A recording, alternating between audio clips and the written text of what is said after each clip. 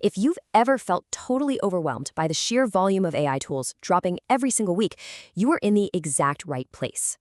Our core goal today is simple but powerful. We're going to shift your mindset from a chaotic, tool-hunting approach to a highly structured, strategy-first planning process. Let's get right into it. I hear this frustration all the time from brilliant domain experts. Physics, chemistry, biology, you name it. You really want to use AI in your research, but you just kind of don't know exactly where it fits into your daily workflow. The landscape out there is incredibly fragmented. You're constantly bombarded with buzzwords, right? Large language models, diffusion models, foundation models, autonomous agents. It is exhausting. And here's the hard truth. Starting your process with a model name or an algorithm, that's a trap. It just leads to endless trial and error because you're starting with an implementation choice rather than an actual strategy. Okay, let's dive into this. Look at these two approaches. The wrong way is hearing about some trendy new architecture, like a transformer or a GAN, and trying to forcefully wedge it into your lab's workflow. It's literally like trying to force a square peg into a round hole. Absolute recipe for headaches. The right way? Domain experts absolutely must start by defining the specific underlying scientific problem they want to solve. What is the exact bottleneck you need to reduce? We have to map the problem before we pick the tool.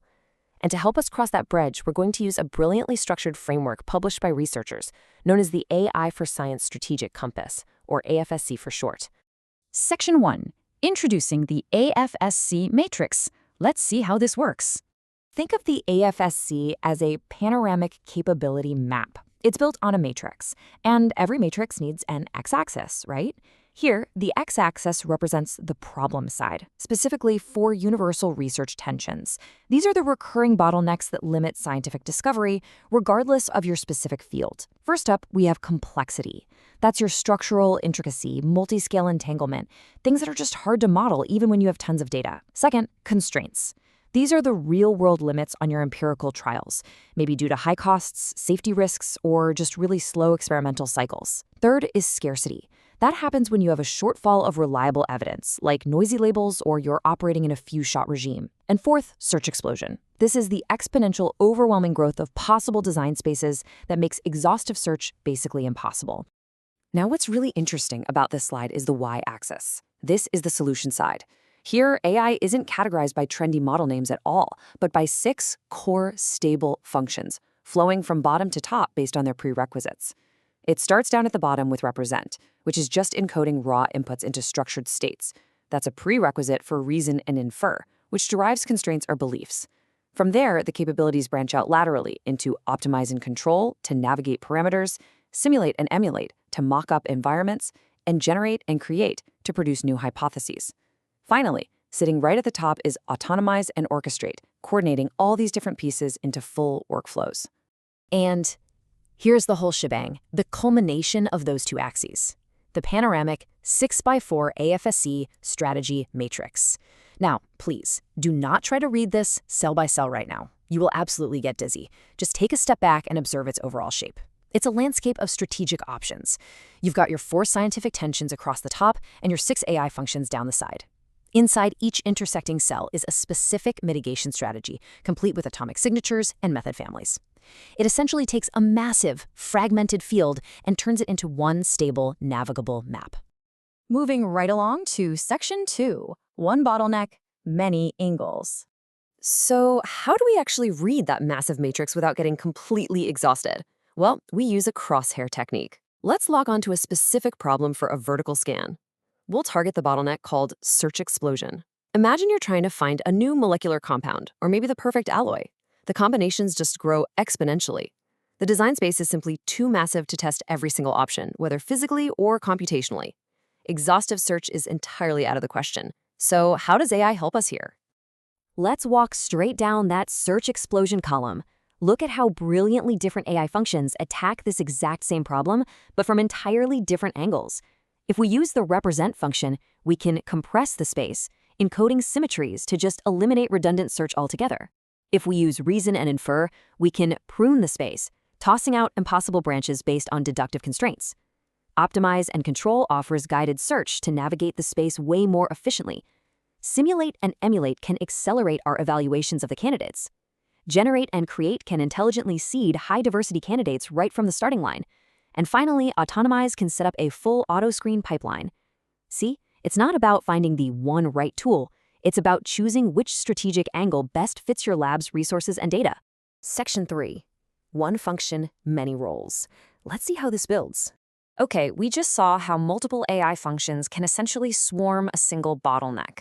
But what happens if we completely flip our perspective? Instead of taking one scientific problem and scanning down, what if we take one single AI capability, one core function, and scan across the horizontal rows to see how it adapts to entirely different scientific roadblocks? Let's scan across just that very first row, the represent function. Remember, this is the act of encoding raw data into structured states. Look at how its mechanism shifts completely depending on the specific bottleneck you're facing. If your tension is complexity, the strategy is to factorize, basically untangling a massive hairball of data into lower dimensional, distinct factors. But if you face constraints, like super noisy real-world data, represent shifts to robustify, creating physics-aware or noise-robust embeddings. If you're dealing with data scarcity, the strategy becomes amplify, using self-supervised pre-training to boost a weak signal. And as we saw just a minute ago, for search explosion, it shifts to compress. This right here proves why AFSC is a dynamic capability map. The exact same overarching AI function does totally different jobs based on what the science needs in that exact moment. Section 4. Your AI decision route. This is where the rubber meets the road. So the crucial point is, how do you take all this theory and actually execute a research plan tomorrow morning? Well, here is your concrete 5-step decision route. Step 1, always start with the bottleneck. Never start with a model name. Are you fighting scarcity or complexity? Pin that down first. Step 2, scan your dominant tension column in the matrix to see which AI functions can help from those different angles. Step 3, compare the candidate cells and the strategic pathways inside them. Step 4, choose your combination based strictly on your local context. What's your computational budget, your specific data, your team's expertise, your tolerance for risk? And finally, step 5, only after you have your strategic pathway do you move to picking specific method families, specific models, or agents. And hey, if your initial pilot fails, you don't panic, you just step back up to the strategy level and pick a new pathway. Which brings us to the ultimate takeaway of this explainer. Before choosing a model, map the bottleneck. Look, the AI landscape is going to keep changing rapidly. Models will come and go. But the fundamental tensions of scientific discovery and the core functions of how AI mitigates them, those are stable. By using the AFSC Matrix, you empower yourself to navigate this landscape not as a passive consumer of buzzwords, but as a strategic architect of your own research. So here's my challenge to you. Look at your current project today. What is the real bottleneck holding back your next big breakthrough? Map that first.